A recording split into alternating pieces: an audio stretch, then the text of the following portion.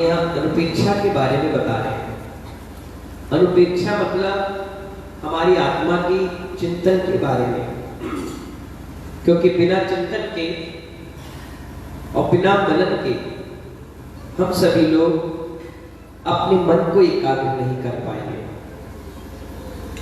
लोग कहते हैं और लोगों से कहते हुए अपन सभी लोगों ने सुना भी है, अगर कोई आपसे कहे या आप किसी से कहो कि मैं बहुत हैरान और परेशान हूं, और कोई कहे कि आपको नमोकार मंत्र की माला फेर लो, तो आप क्या कहते हो? रोज फेरते हैं। आपसे कह दें पूजा कर लो, रोज करते हैं।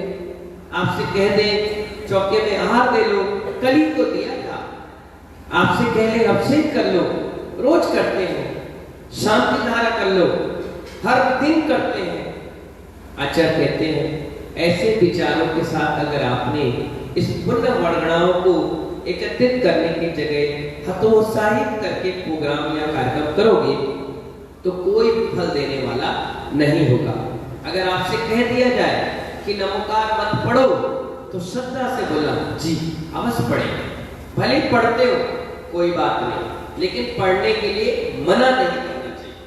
किसी ने आपसे कहा विधान करो तो बिल्कुल करेंगे, भले ही आप करते हो, लेकिन सामने वालों को खुशी मिलेगी और उस खुशी से जो एनर्जी मिलेगी उसके आपके बिगड़े काम अपने आप बन जाए। आप कहते हो ना पदमचंद जी, महाराज जी आशीर्वाद दो, मैं इस काम के लिए जा रहा हूं। मैं कहता हूं आशीर्वाद, ना तो मैंने कोई काम किया, ना मैं गया और ना मैं कुछ बोल रहा, सिर्फ मैंने कहा क्या बोला?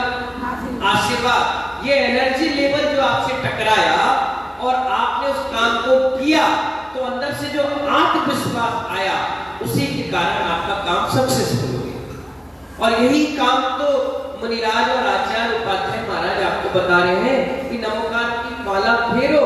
अगर उन्होंने कह दिया है और आपने फेर लिया है तो उनकी एनर्जी लेवल उस माला से जुड़ गया, इसीलिए आपका काम सक्सेसफुल हो गया। और आपने कह दिया करते तो है, तो समझ जाओ आपका काम होने वाला, जो श्रद्धा से कर ही रहे थे वो भी अब धराशायी हो गया। क्या हो गया? तो आचार्य भगवान इसमें यही बता रहे हैं, किसी भी काम को रोज करते तो हैं, अगर आपसे कह दिया जाए इसको कर लो, तो ये मत करो अरे रोज रोज करके हम बोर हो गए, क्या वही चीजें। तो आचार्य भगवान भी कहते हैं कभी कभी खाना खाते खाते कभी ये बोल दिया करो, रोज रोज खाते हैं, एक दिन छोड़ देते हैं। छोड़ पाओगे? अगर पंचकलना हो रहा है आपकी डबरा में, शाम के 5 बजे दीक्षा होगी भगवान की। कितने बजे होनी चाहिए थी? 3 और 4 बजे, लेकिन कार्यक्रम गति प्रदान हो गया और 5 बज गया। तो मालूम है कि तीर्थंकर की दीक्षा को भी लोग छोड़ करके पूरी और पकौड़ों में चले जाते। उस काम के लिए रुकना चाहिए, थमना चाहिए। कब जीवन में दीक्षा मिलेगी? हम ले नहीं पा रहे, कोई ले रहा है उसकी अनुमोदना भी नहीं कर पा रहे, कितना बड़ा दुर्भाग्य है। दीक्षा देखना, दीक्षा करवाना और दीक्षा लेना, ये तीनों पुण्यात्मा जीव की निशानी होती है। अब आप देखिए, उस समय आप ये नहीं कहते क्या रोज रोज खा रहे हैं। अगर तीर्थंकर की दीक्षा के निमित्त से त्याग हो जाए, इससे बड़ा और क्या सौभाग्य होगा। फिर भी आप खाने की ओर दौड़ते हैं। कोई एक व्यक्ति नहीं कहता कि नहीं रोज रोज खाते हैं, आज अष्टमी है त्याग कर दे, आज 14 से त्याग कर दे, आज पंचमी है त्याग कर दे। कोई एक व्यक्ति नहीं कहता। रोज रोज कमाते हैं। कौन कमाता है? रोज रोज कमाते हैं।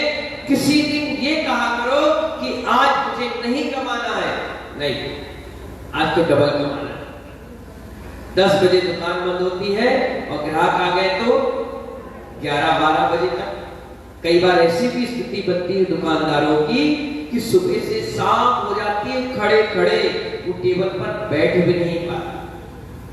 एक व्यक्ति आया था, सराफे की दुकान पर बैठता था, बहुत पैसे वाला व्यक्ति था, गजब की दुकान उसकी चलती थी, दुकान खुलती नहीं थी, उससे पहले एडवांस में लोग वहां नंबर लगा लगा कर बैठते थे। वो भी हमसे कहता था, महाराज जी मेरा कौन सा पुण्य है, इतने ग्राहक मेरी दुकान पे आते हैं।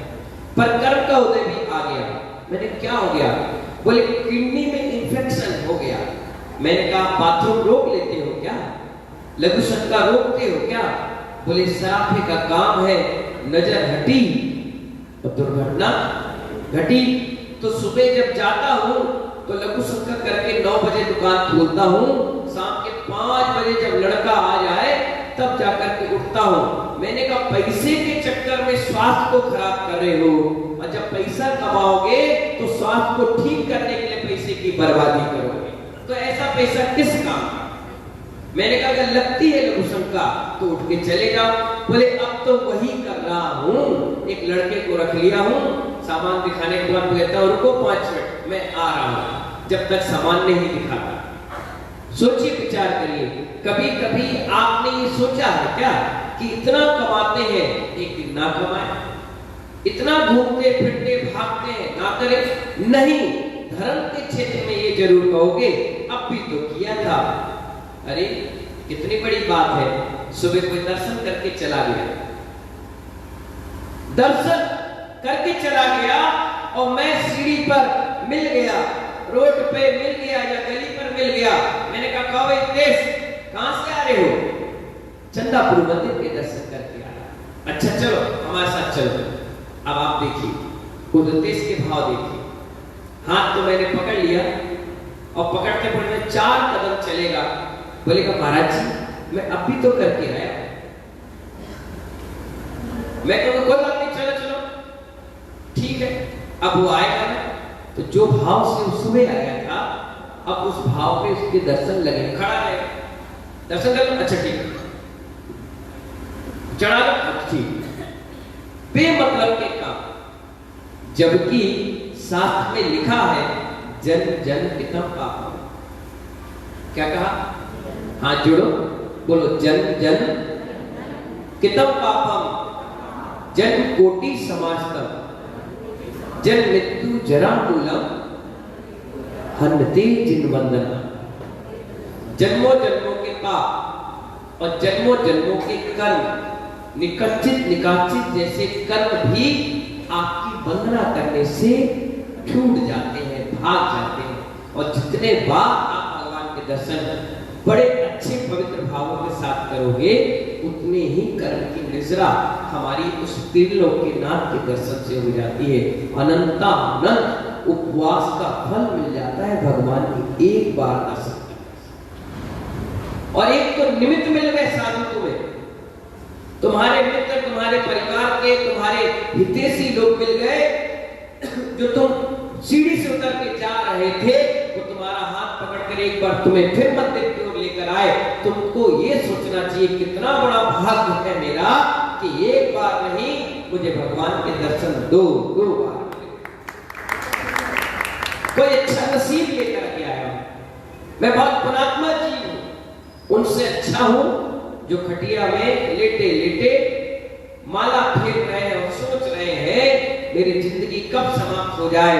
ऐसी जिंदगी बेकार है कि बिना दर्शन के मैं खा रहा और पी रहा। बेकार है कि जिंदगी जो इतने बड़े पंचकर्म में मैं हिस्सेदार नहीं बन पाता। बेकार है जिंदगी जो घर में बैठे बैठे मैं ये सोच रही हूँ कि सारा शरीर अच्छा है बस पर्याय खराब है, इस कारण मैं मंदिर के दर्शन नहीं कर पा रहा। पूरा पंचकर्म निकल जाएगा और नहीं मिल पाएगा। कैसी जिंदगी। और आपका पुण्य है कि आप एक नहीं 2 बार दर्शन में। साधु ना हो तो तुम एक बार में पूरा काम खत्म, फुल पैकेज, पूजा पाठ जाप आरती बंदर, भगवान अब कल मिले। क्योंकि यहाँ के बाद इस पाप क्रियाओं की दुनिया में मैं ऐसी उलझ जाऊंगा या उलझ जाऊंगी कि दोबारा वहां से निकलना नामुमकिन। ये तो गुरु आए हैं इसलिए साथ के आ जाते हैं, गुरु आए हैं इसलिए तो फेर के आ जाते हैं। गुरु है इसलिए आहार दे ले रहे हैं, नहीं तो ये डबरा तो ऐसी नगरी है, आया राम और गया राम। सुबह अखबार में पढ़ा कि साधु आए, और जब तक गए पता चला उन्होंने कमंडल उठाया और बिहार चले गए। जनरेटर गर्म हो पाया, बिजली बना पाता, लाइट आ गई। तो क्या हुआ, जनरेटर बंद। फिर कोशिश करी, चलो फिर लाइट आ जाएगी, चली जाएगी, फिर जनरेटर गर्म करें। ऐसे ना जाने कितनी बार तुमने हत्ता चला लिया, लेकिन तुम्हारा जनरेटर नॉन स्टॉप नहीं चल पाया। इसी कारण से हमारा ज्ञान, हमारा चारित्र, हमारी विवेक, हमारी बुद्धि खत्म हो गई। इसीलिए महानुभाव, सौभाग्य से ये पुण्य योग से हम सभी को अवसर मिल रहा है। आचार्य कहते हैं वही वही रोज रोज पुनः पुनः पढ़ना, वही बार बार सुनना, वही आहार देना, वही पूजा विधान करना। हम तो बोर हो गए। आचार्य कहते हैं कभी कभी दाल रोटी सब्जी खाते खाते भी बोर हो जाओ। जिस दिन उससे ऊब जाओ, बोर हो जाओ, तो समझना कि धर्म की चीजों से हम बोर होना ठीक कहते हैं। उससे हम कभी नहीं ऊबते, उससे कभी नहीं थकते, उससे कभी नहीं हम रूठते। लेकिन धार्मिक क्रियाओं से यही कहते हैं वही बार वही चीज वही भगवान। अरे हम तो बोर हो गए, कुछ नया क्लाइमेक्स होना चाहिए, लेटेस्ट होना चाहिए, अड़क तड़क भड़क होना चाहिए। नहीं महानुभाव, ये भगवान का मंदिर है। धार्मिकता के साथ जितने पवित्र विचारों के साथ हम कार्य करेंगे, उतनी तेजी से हम ऊंचाई को प्राप्त करेंगे। नमोकार मंत्र वही है। आप पढ़ते हो, चमत्कार नहीं होता। आप माला फेंकते हो, कोई चमत्कार नहीं होता। यही माला और यही मंत्र एक चोर पढ़ता है तो सिद्धि को प्राप्त कर लेता है। एक मुसलमान पढ़ता है तो तुम्हारी बीमारी को ठीक कर देता है। एक पीर बाबा, सनातनी धर्म के बाबा पढ़ लेते हैं तो सिद्धि कर लेते हैं। और इसी मंत्र की सिद्धि को प्राप्त करने के लिए तुम सब लोग वहां भिखारियों की तरह लाइन लगा रहे। पूछा गया ऐसा क्यों हुआ, हमारा मंत्र और हम ही पर असर नहीं कर रहा। आचार्य भगवान कहते हैं पहले उस जैसी श्रद्धा तो ले आओ, उस जैसी भक्ति तो ले आओ। जितने उस जैसी श्रद्धा भक्ति ले आओगे, मंत्र अपने आप चमत्कार पैदा करेगा। यही भगवान है जो तुम दर्शन कर रहे हो, यही वो मुनिराज है जिनके तुम रोज दर्शन कर रहे हो। और यही उन व्यक्ति को मिल जाते जिसने आज तक इनके दर्शन नहीं करे, उसके जीवन में ऐसा आनंद आता और कहता वाह मुझे तो साक्षात भगवान मिल गए। क्या मिल गए? इसीलिए आचार्य कहते हैं ऐसी छोटी विचारधाराओं के साथ ना तो हमें कोई मंत्र पढ़ना चाहिए और ना कभी मंदिर में दर्शन करने आना चाहिए। अच्छे विचारों के साथ दर्शन करोगे तो वो विचार आपको एक दिन बहुत ऊंचाइयों पर ले जाएंगे। गुणस्थान का मतलब ही होता है पवित्र विचारों को आगे बढ़ाना। कौन से विचारों को? पवित्र विचार। जितने पवित्र विचार होंगे उतनी ऊंचाई पर व्यक्ति पहुंचता चला जाता है। इसीलिए आचार्य कहते हैं हमें अपनी आत्मा के पोषण को बढ़ाने के लिए ये मंत्र, अभिषेक, पूजन, पाठ निरंतर करते रहना चाहिए। ना जाने कब कौन सा कर्म का उदय, ना जाने कब कौन सा पाप का उदय, ना जाने कौन सी विसंगति में पड़ करके हम ये सब चीज छोड़ देंगे। इसीलिए ये जीवन पर्यंत ना छूटे, इसीलिए ये बार बार हम चीजों को करते रहते हैं, क्योंकि हमारा बुद्धि इतनी तेज नहीं है कि हर चीज हमें याद हो जाए। अब आप देख लीजिए, अगर मैं किसी महिला से पूछूं ABCD सुना,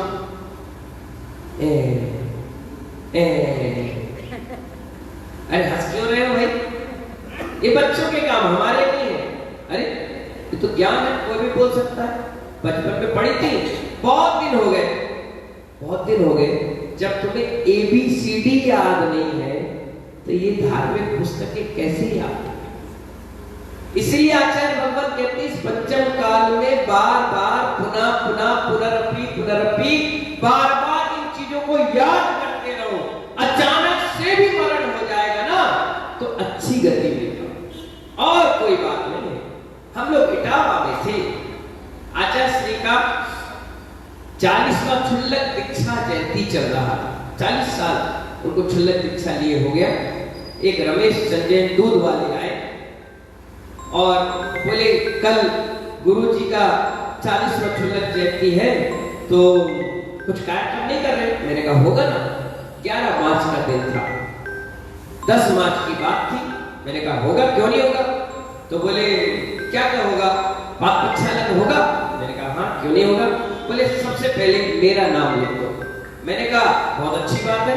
मैंने कहा भाई दत्त जी इनका नाम लिखो। बोले लो, मंच के नीचे खड़ा। मैंने कहा हाँ भाई 40वां दीक्षा जयंती है, 40 परिवार एक एक करके आओ, कलश से महाराज जी के चरणों को प्रक्षाल करो और जाते जाओ।